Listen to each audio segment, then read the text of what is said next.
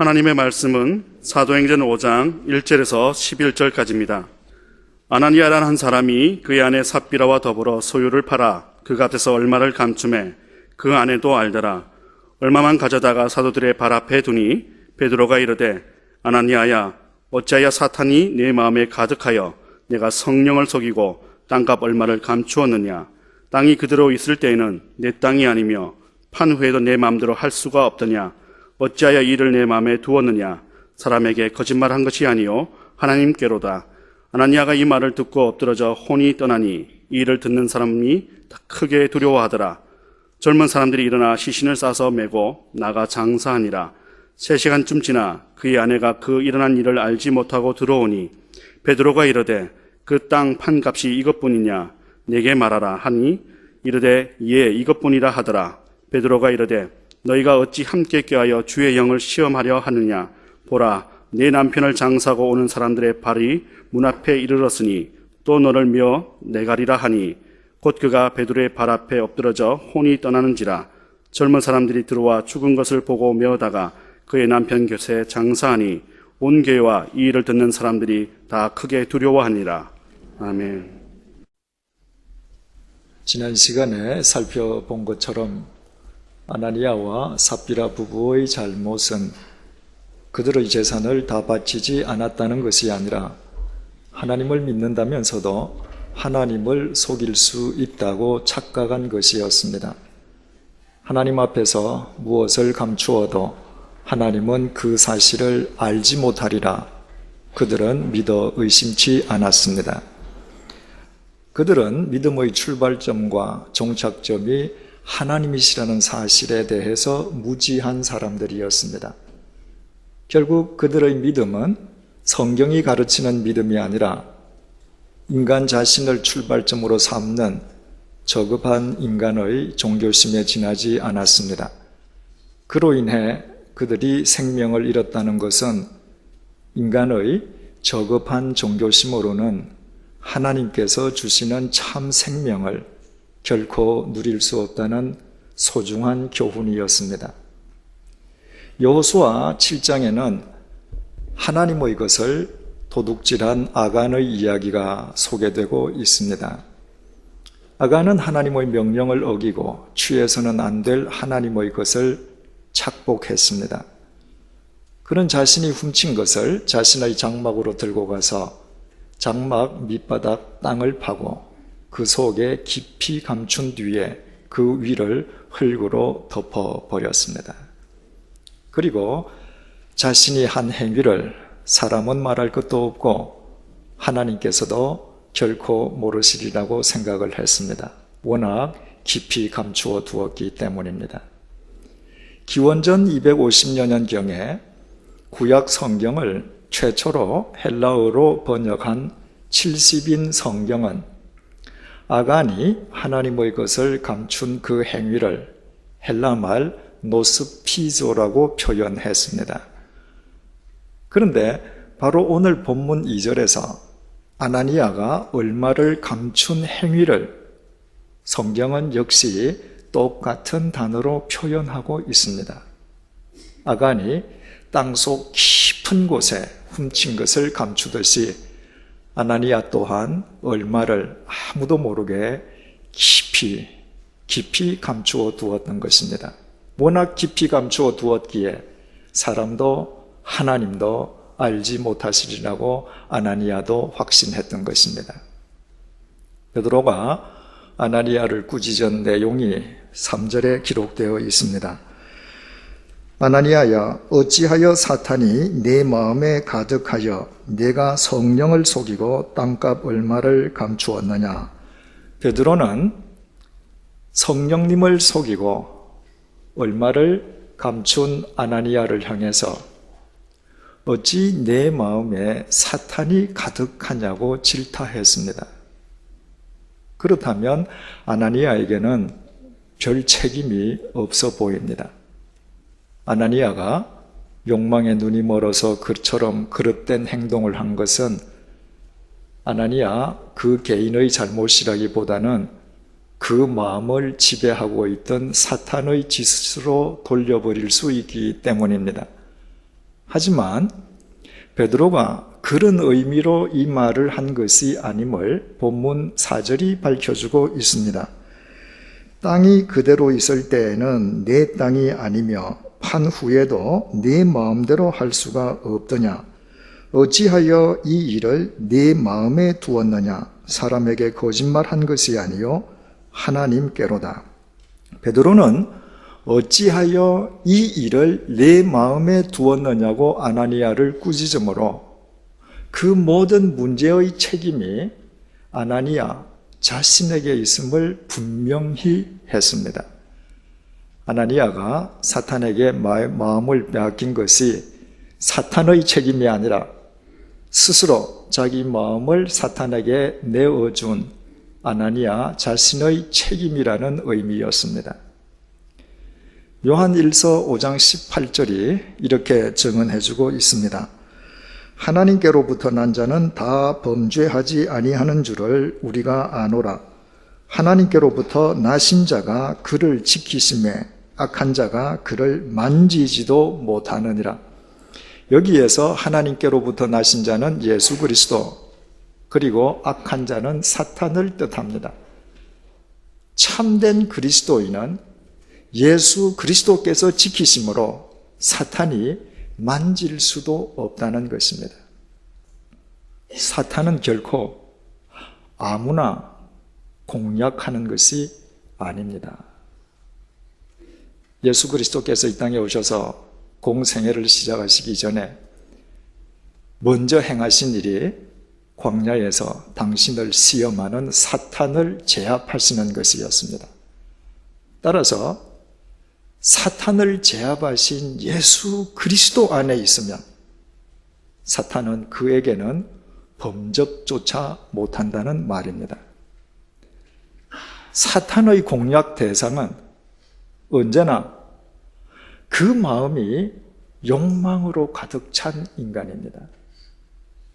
사탄에게 욕망이 가장 좋은 먹이가 됩니다. 왜냐하면 인간의 욕망이야말로 인간을 가장 손쉽게 파멸시키는 가장 확실한 도구이기 때문입니다.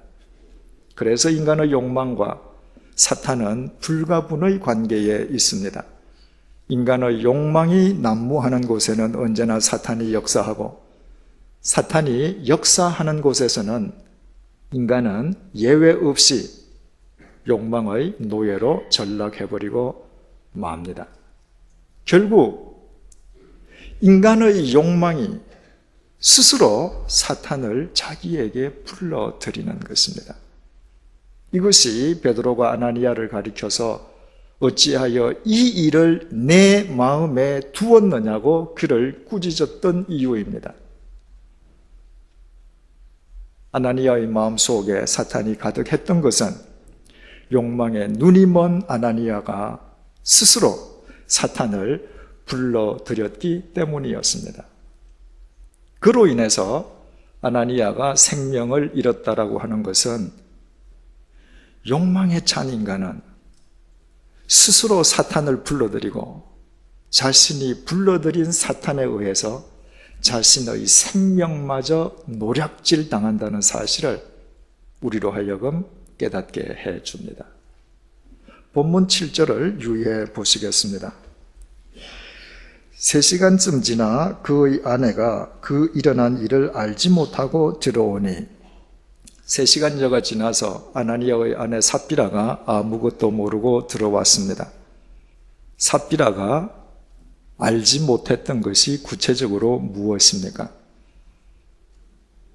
욕망에 눈먼 인간은 그 생명이 사탄에게 노략질을 당한다는 결코 몰라서는 안 될 진리였습니다. 본문 2절은 아나니아가 얼마를 감추었을 때 아내 삽비라도 그 사실을 알았다고 증거해주고 있습니다. 아내 삽비라는 남편이 악한 일을 행하는 것은 알았습니다. 그 여인은 세상의 악에 대해서는 훤히 알고 있었습니다. 그러나 그보다 더 중요한 자기 생명을 지키는 생명의 법칙에 대해서는 몰랐습니다.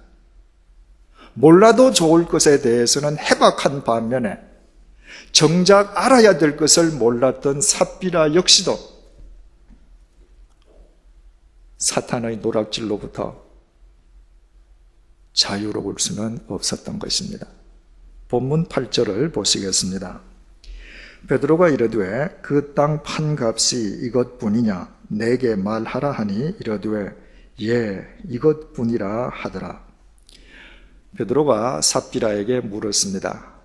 남편 아나니아가 먼저 사도들의 발 앞에 내려놓은 것을 가리키면서 이것이 전부인지 물었습니다. 베드로의 그 질문은 삽비라에게 주어진 마지막 생명의 기회였습니다. 아간이 훔치지 말아야 할 것을 훔침으로 인해서 이스라엘 백성들은 아이 성에서 크게 패배를 당합니다.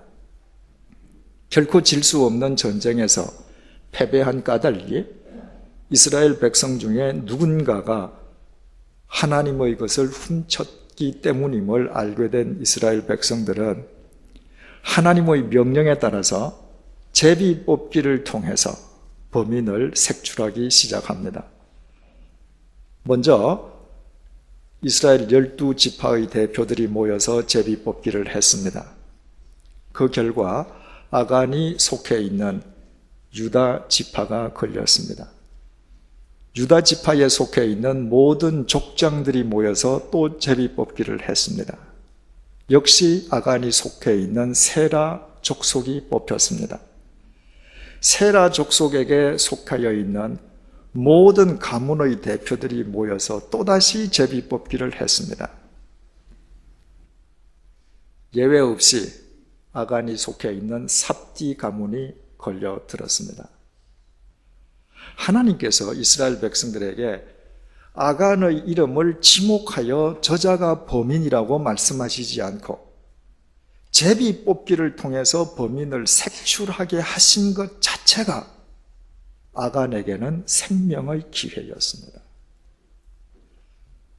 아간의 관점에서 보면 제비 뽑기가 계속될수록 자기 지파, 자기 족속, 자기 가문으로 점점 범위가 좁혀져 오고 있습니다. 그렇다면 그 제비 뽑기의 결과가 자신을 겨냥하고 있다는 사실을 깨닫고 스스로 자신의 잘못을 회개하고 용서를 구해야만 했습니다. 하지만 그는 자기 가문에 속해 있는 모든 남자들이 제비 뽑기를 한 뒤에 결국 자기 자신이 걸려드는 마지막 순간까지 그렇게 하지 않았습니다. 자신이 워낙 깊은 곳에 감추어 두었기에 설마 제비 뽑기를 통해서 자신이 걸려들리라고는 상상치도 않았던 것입니다. 그로 인해서 아간도 생명을 잃고 말았습니다.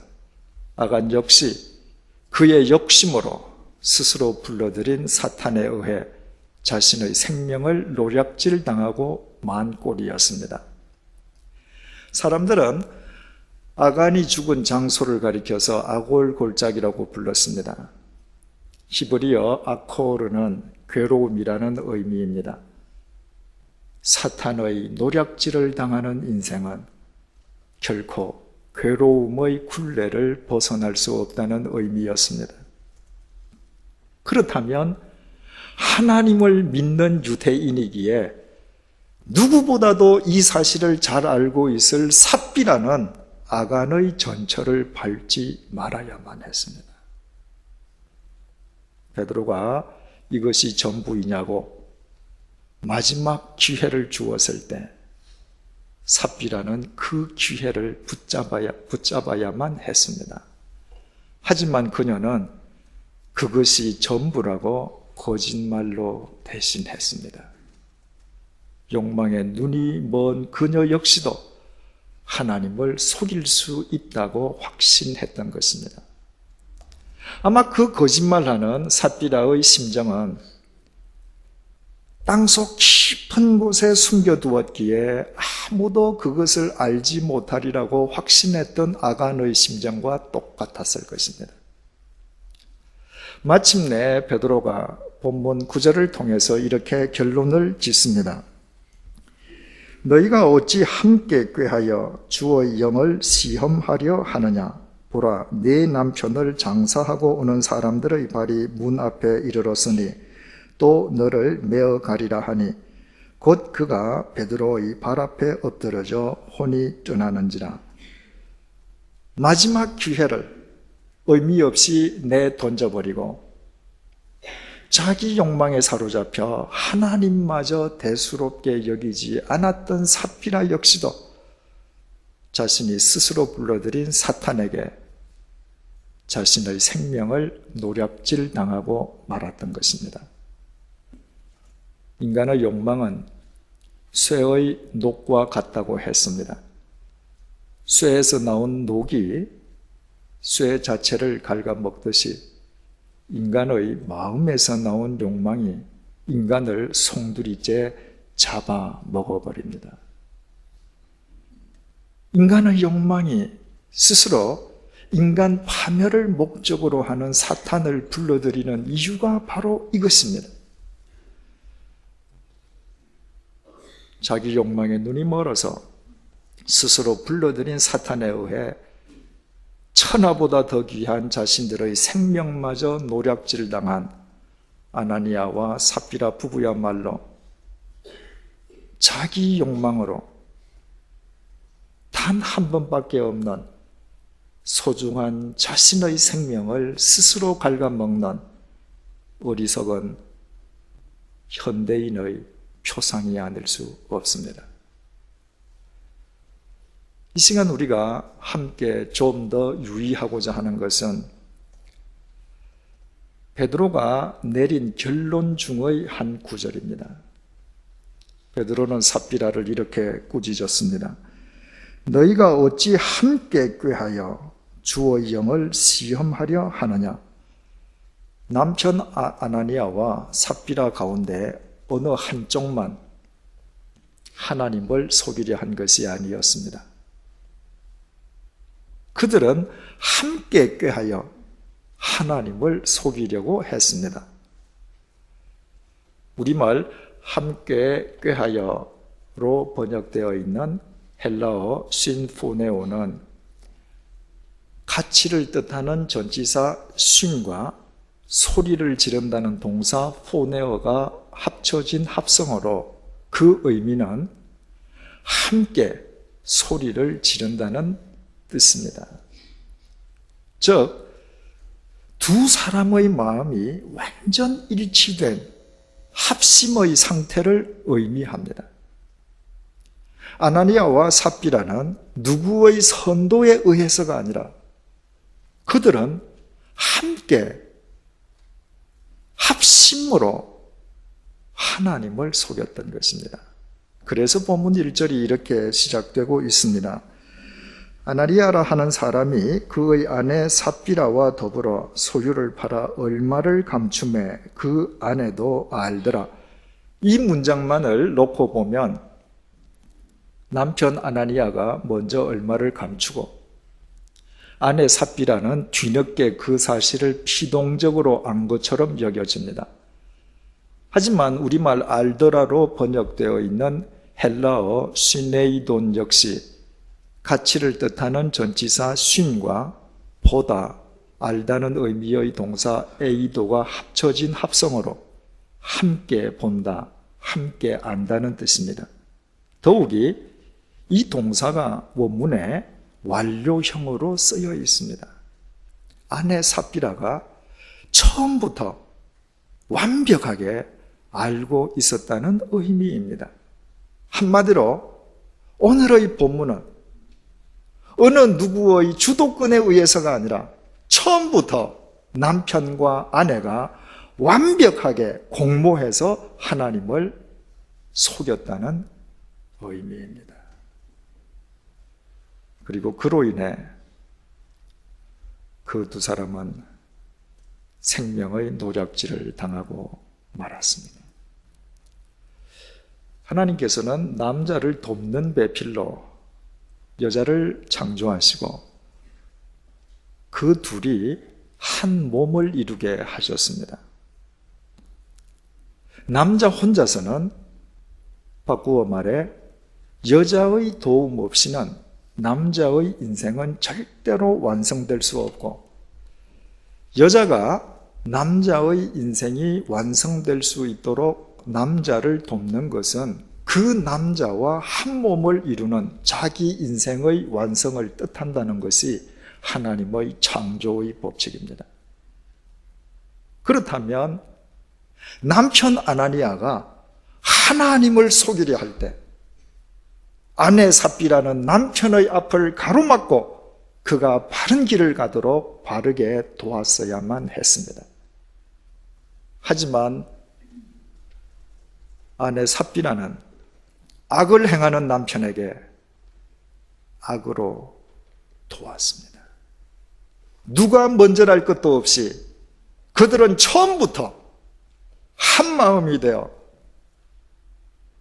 함께 꾀하여 하나님을 속였습니다. 그리고 그로 말미암아 자신들의 귀한 생명을 사탄에게 허망하게 노략질 당하고 말았습니다. 그렇다면 우리는 오늘의 본문 말씀을 거울 삼아서 세 가지 사실을 점검해 볼 필요를 느끼게 됩니다. 첫째, 이미 결혼한 분들이라면 남편과 아내가 지금 대체 무엇을 꾀하고 있느냐 하는 것입니다. 남편과 아내가 진리 쫓기를 함께 꾀하지 않는 한 겉으로 아무리 학식과 교양을 갖춘 것처럼 보여도 결국엔 사탄의 노략질 속에서 불의와 거짓의 공범자가 될 수밖에 없습니다. 그것이 타락한 인간의 본성이기 때문입니다. 자기 욕망에 눈이 멀어 그릇된 삶을 서슴없이 추구하는 남자들의 곁에는 늘 하나님을 대수롭게 여기지 않는, 단지 자기 욕망으로만 남편을 돕는 그릇된 여자가 있다는 사실을 잊어서는 안 될 것입니다. 그런 사람들이 세상에서 분명 세상적으로 화려한 삶을 살 수는 있지만 하나님 보시기에 그것은 자기 생명을 스스로 갉아먹는 자해 행위에 지나지 않게 됩니다. 두 번째로, 결혼을 앞둔 미혼자라면 자기 배우자 될 사람의 가장 큰 조건을 무엇으로 삼고 있느냐 하는 것입니다. 함께 진리를 꾀하는 믿음이 아니라면 세상 사람들이 크다고 여기는 외형적인 것만을 가장 큰 조건으로 여긴다면 그 조건이 충족되는 만큼 그 당사자들은 더 쉽게 사탄의 노략질을 당하고 말 것입니다. 그런 세속적인 조건들은 그 자체가 목적이 되어 충족되면 될수록 하나님은 대수롭지 않은 상대적인 존재로밖에 여겨지지 않기 때문입니다. 세 번째로, 일터에서는 그곳에 있는 사람들과 무엇을 함께 꾀하고 있느냐는 것입니다. 정부가 허가해 준 사행성 게임장과 상품권으로 최근에 온 나라가 오래도록 시끄러웠습니다. 사행성 게임으로 인해서 재산을 탕진했거나 가정이 파탄했거나 회복 불능의 중독 증세에 빠져 있는 사람들의 숫자가 전국적으로 무려 300만 명에 달하는 것으로 알려지고 있습니다. 사행성 게임을 개발하고 허가해주고 운영해준 그들은 결과적으로 함께 꾀하여 그 수많은 사람들의 생명을 해치고 인생을 망가뜨린 셈이 되었습니다.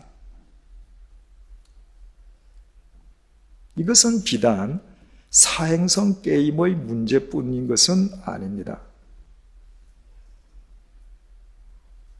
일터에 있는 사람들이 함께 일하는 사람들과 사람들에게 봉사하고 사람들에게 헌신하며 세상에 생명의 빛을 던지기를 함께 꾀하지 않는 한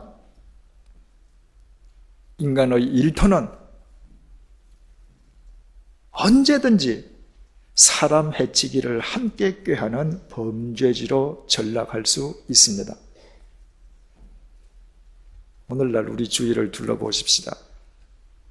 우리의 생명을 해치는 불량식품, 불량상품, 유해식품과 유해상품이 얼마나 많습니까? 무엇 하나 제대로 믿을 것이 없는 지경입니다. 게다가 향락업소와 퇴폐업소는 또 얼마나 많습니까? 그 모든 일들을 주도하는 분들은 결국 온 지혜를 다해서 사람의 생명 해치기를 함께 꾀하는 자들에 지나지 않는 것입니다. 그분들 자신들은 의식하지 못할지라도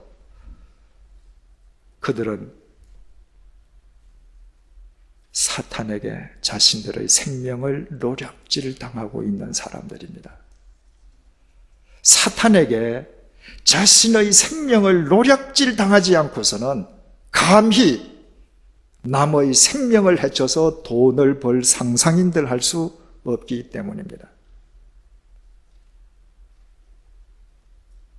같은 날 한 장소에서 죽은 아나니아와 삽비라의 시체를 두 번 다 교인들이 장사지내 주었습니다. 아나니아와 삽비라 두 사람이 나란히 누워있는 무덤을 머릿속에 한번 그려보십시오.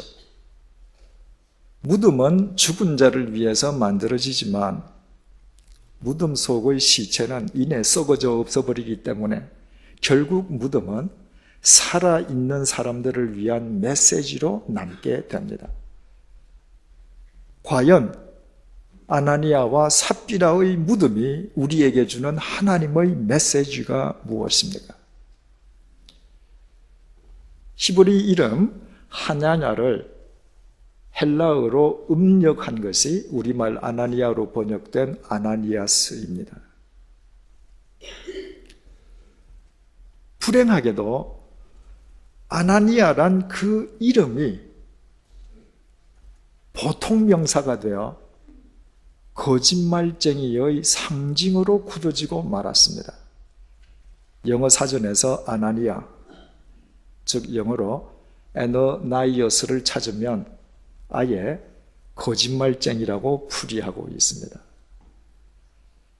자기 욕망에 눈이 멀어 하나님을 서슴없이 속였던 아나니아라고 하는 이름 자체가 영원한 거짓말쟁이의 표징으로 전락한 것입니다. 아나니아 개인에게 그보다 더 굴욕스러운 일이 있을 수 없습니다. 그렇다고 그의 아내 삽비라에게는 면책의 특권이 주어지는 것입니까? 그렇지 않습니다. 그 아나니아와 한 몸을 이루었던 삽비라 역시 똑같은 거짓말쟁이였습니다. 같은 공범이었습니다. 그렇다면 두 거짓말쟁이가 나란히 누워있는 그들 무덤이 우리에게 주는 하나님의 메시지가 대체 무엇입니까? 욕망에 눈이 멀어 스스로 사탄을 불러들이고 하나님 앞에서 거짓말을 일삼던 자들은 일평생 그 생명이 사탄에게 노략질을 당하다가 허망하게 끝나버린다는 것입니다. 이곳 양화진 언덕에도 많은 무덤들이 있습니다. 우리 교회가 주님 오시는 날까지 대를 이어가면서 지켜야 할 선교사님들의 무덤들입니다. 왜 우리가 귀한 돈과 시간과 정성을 쏟아서 저 무덤들을 지켜야 합니까? 저 무덤의 주인공들이 어두운 세상을 향해 생명의 빛을 던지기를 함께 꾀했던 분들이기 때문입니다.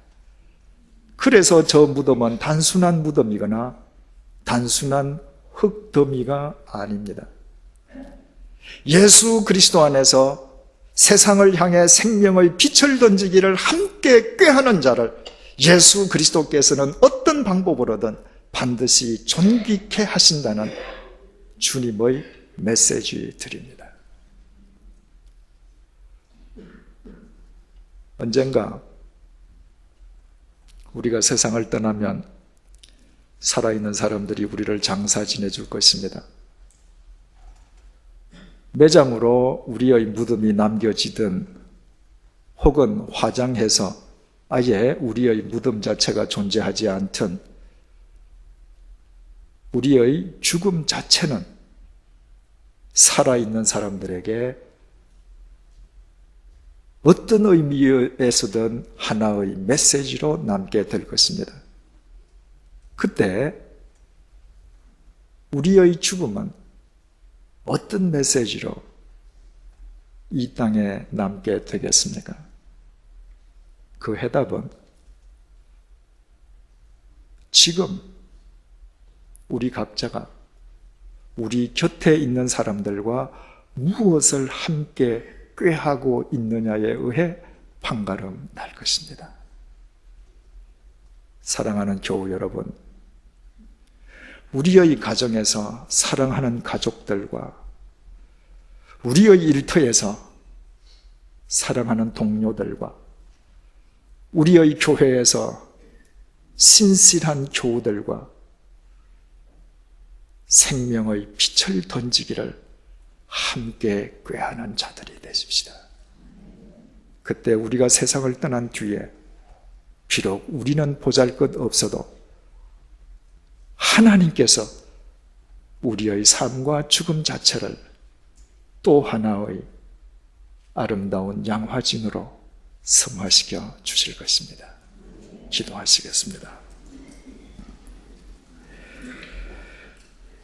욕망의 눈먼 욕망의 노예가 스스로 사탄을 불러들이고 자신이 불러들인 사탄에게 자신의 생명을 노략질 당하는 어리석은 아나니아가 된다는 사실을 깨닫게 해주셔서 감사합니다.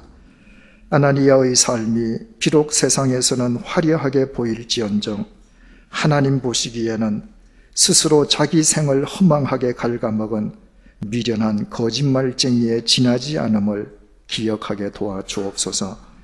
그런 자를 위해 살아있는 사람들이 설령 왕릉 같은 무덤을 조성해 준다 한들 하나님 앞에서는 단지 치욕의 상징에 지나지 않음을 잊지 말게 도와주옵소서. 우리 가정이 온 가족이 예수 그리스도 안에서 진리 쫓기를 함께 꾀하는 아름다운 믿음의 공동체가 되게 하여 주옵소서. 우리의 일터가 모든 동료들이 사람들에게 헌신하고 봉사하기를 함께 꾀하는 생명의 진원지가 되게 하여 주옵소서. 우리의 교회가 모든 교우들이 더불어 세상을 향해 생명의 빛을 던지기를 함께 꾀하는 진리의 전당이 되게 하여 주옵소서. 우리가 이 세상을 떠나는 날 우리 무덤의 유무에 상관없이 우리의 삶과 죽음 자체가 살아있는 사람들의 심령에 또 하나의 아름다운 양화진으로 새겨지게 도와주옵소서. 예수님의 이름으로 기도드립니다. 아멘.